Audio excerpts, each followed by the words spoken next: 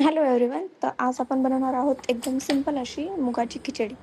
तर सर्वात पहिल्यांदा आपण तांदूळ आणि मुगाची डाळ धुवून घेतलेली आहे. आता कुकर तर गॅसवर ठेवलेला आहे आणि तो तापवलेला आहे ऑलरेडी. तर आता मी याच्यामध्ये मस्टर्ड ऑइल टाकलेलं आहे. मस्टर्ड ऑइल गरम झाल्यानंतर त्याच्यामध्ये मी टाकलेलं आहे मोहरी, जिरे.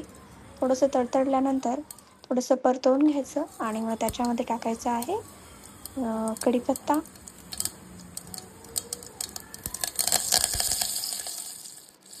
कढीपत्ताही तडतडून गेल्यानंतर त्याच्यामध्ये आपण टाकू आहे आले लसूणची पेस्ट, थोडासा हिंग आणि त्याला छान असं परतून घेऊया आपण.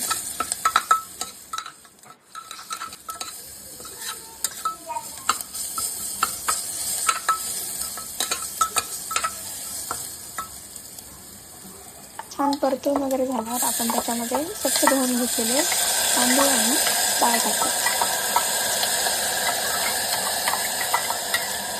तांदूळ आणि डाळ स्वच्छ 2-3 वेळा घेतलेले आहे आणि आता आपण छान त्याला तेलामध्ये परतवूया.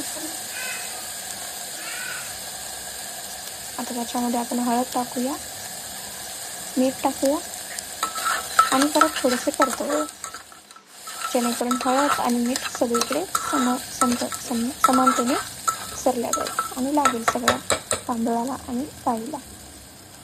आता त्याच्यामध्ये पूर्ण ग्लासभर मी पाणी ओतलेलं आहे आणि आता पूर्ण हलवलेलं आहे व्यवस्थितपणे.